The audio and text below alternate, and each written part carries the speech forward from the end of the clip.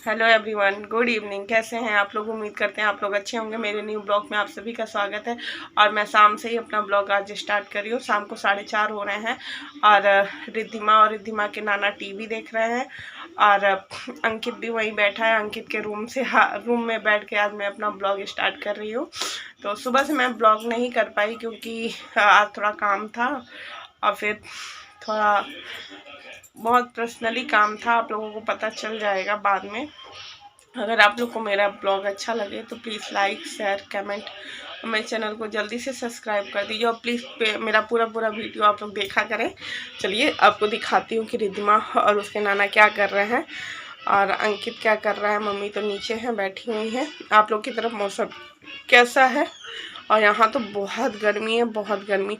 मौसम का पता नहीं चल रहा है। कल लग रहा था कि बारिश हो जाएगी और आज देखिए कितनी ही गर्मी है। अभी मैंने फ़ैन नहीं चलाया हुआ क्योंकि अंकित के रूम के फ़ैन की आवाज़ बहुत तेज़ है, इसलिए जब फ़ैन चलाओ तो कोई आवाज़ ही नहीं आती है। तो फ़ैन की ज़्यादा तेज़ आवाज़ हो जाती है। तो चलिए जल्दी से दिखाते हैं कि रिद्धिमा और रिद्धिमा के नाना क्या कर रहे हैं। यहाँ रिद्धिमा पपीता खा रही थी, उसके नाना काट काट के दे रहे थे। जब नाना रहते हैं तो ये किसी के हाथों से कुछ नहीं खाती, सिर्फ इसको नाना खिलाएं, नाना ही नहलाएं, सब कुछ इसका टोटल काम। स्कूल से कोचिंग तक, कोचिंग से घर तक, खाना पीना सब इसके नाना करें बस, और कोई नहीं चाहिए इसको।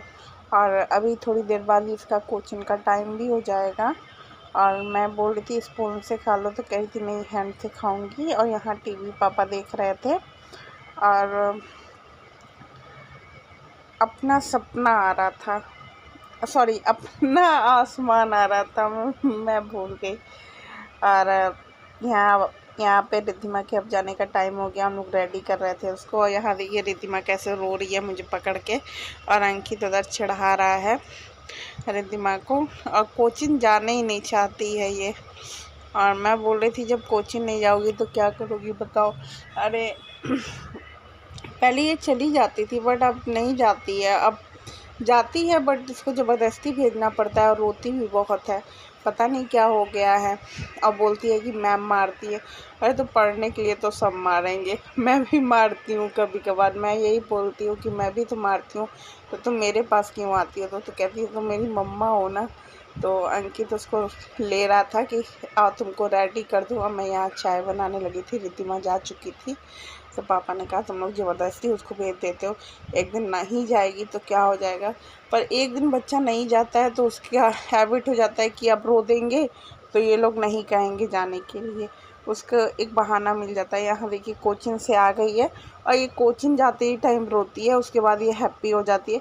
वहाँ बैठती है तो बच्चों को देख के हैप्पी हो जाती है। और 6:45 हो रहा है और मैं अब खाने बनाने की तैयारी करूँगी। और रिद्धिमा आते ही अपना कोचिंग का काम करने लगती है। और ये स्कूल का होमवर्क कर चुकी है बट ये एक्स्ट्रा कर रही थी तो हम लोगों ने रोका कि नहीं, जब मैम ने नहीं दिया है तो नहीं करो, उसे मिटाओ। तो कह रही थी नहीं करने दो। और पापा किचन में पंखा लगा रहे थे क्योंकि किचन में बहुत ज़्यादा गर्मी होती है और सब ऑयली हो जाता है। तो पापा उधर पंखा अपना लगा रहे थे, इधर मैं फिर किचन में आ गई थी खाना बनाने के लिए। एक तरफ मैं तिरोई की सब्ज़ी बना रही थी, एक तरफ मैं दूध गर्म कर रही थी क्योंकि मुझे आज सेवई बनानी है। और आज तो ईद है, हैप्पी ईद आप सभी को।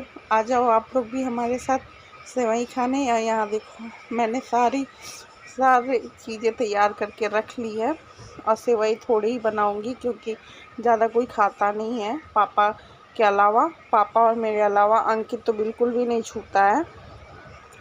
तो यहाँ मेरी सब्ज़ी हो चुकी थी और मेरा सेवई भी हो चुका था और मैंने आटा गूँथ के रखा हुआ है बनाने के लिए। आ जाओ आप लोग भी हमारे साथ सेवई खाने के लिए। आप देख सकते हो मैं ज़्यादा गाढ़ा नहीं बनाती हूँ, दूध रहता है, मतलब दूध मुझे अच्छा लगता है ऊपर से। और ये तिरोई की सब्ज़ी है मेरी रेडी हो गया है। मैंने आटा गूँथ के रख लिया था।